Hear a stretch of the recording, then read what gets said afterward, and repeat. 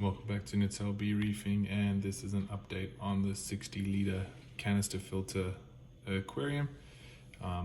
Everything's been going pretty smoothly in here. I'm dosing a little bit more coral nutrition. It's still not much at all, but I'm dosing a bit more, and I can start to see that the corals are much happier with that. I also every day have to wipe off that film that grows along the glass. You can actually see a little bit of it on the bottom, but what you can also see is a lot of coralline algae still is starting now. So I'm starting to get a lot of coralline on the bottom, which is, for me, I know, a pretty good sign. Usually that means things are going well, for my tanks anyway.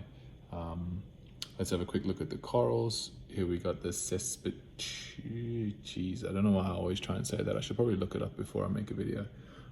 But we've got that one here, nice and big. It's getting a little close to the torch, so I might have to push it aside. Oh, there's a massive stomatella snail. I never actually been able to get him, but there he is. He cruises up, but he lives on the glass cleaner or the flipper. He fell off yesterday, landed in the torch. I saved him from it because he's kind of cute. So I also think he's a pretty good cleanup crew. He doesn't harm anything. He just cruises around and eats algae off the glass. So he's a pretty big guy. So that's him. Oh, there's little Nums and JP. We got our snails still hard at work, usually cleaning the glass and things. So here we go. Torch is doing well. It's getting fed every single day with LPS pellets. Quite a few actually. I dropped them in there. Since then, I've started to see that the gold used to really only be on one side of the tentacles, but now it's wrapping itself all the way around them. Not all the way yet, but a lot of them are a lot more gold than they were before, which is quite nice, and I think it's much bigger. Clam is closing up now because the light's going down a little bit, or maybe because I've come in too close and irritated it. Since moving the clam, just shifting it a little bit when I was cleaning the tank, it's quite interesting how the chaos zoanthids are stretching so much. They never used to do that. They used to always be pretty flat, but obviously they're shadowed now. So you can see how long their little stalks are. They never used to have stalks like that.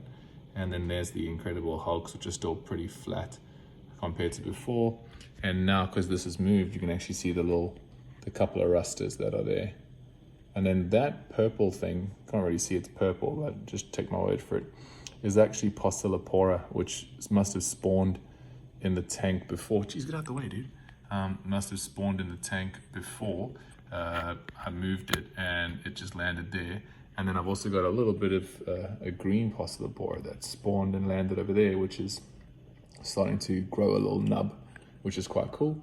There is the Island Red Devil, which looks like it's melting onto the rock, which is really cool. These fish are annoying me because they must think they're going to eat food. So yeah, that's looking really, really nice and really happy. The Kenya tree coral is massive. And our Goni garden is doing its thing. They're a lot happier these days than before. This guy was closed up, but now he's doing his thing. That one's quite long. There is the bird's nest, which you can't really see the color in this light, and the Gorgonian.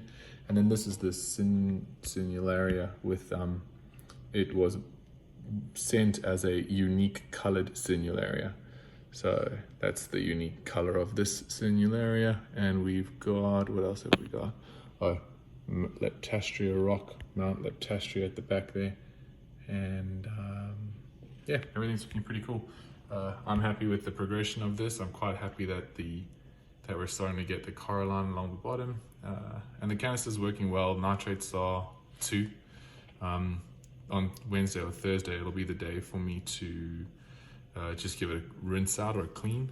But otherwise, my routine for this is pretty much nothing. I top off the ATO container at the back there, and the dosing is just done by the eCoral 4-channel doser, and then that's it. Test the water once a week, take it from there. And then maybe every second week or so, I just I give the media balls. That's all that's in the canister is media balls.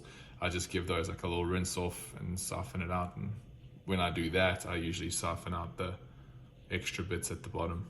But it's a relatively maintenance free. I'll say that after telling you the millions of things I do. But it's not that difficult, to be honest, and I'm enjoying it as it is. So I have built, or sort of, it's busy curing now, but it's another scape similar to the one I had in my old tank, just a lot smaller. So I'm going to have to figure out which of these corals are either going to have to get maybe cut smaller or removed off what they're on now to be put onto the new scape, because I don't have any plans to make a bigger tank or to get a bigger tank now because I don't have any place for it. So this is going to be what I look at for the next 6 to 8 months, if not longer. So it might as well look nice.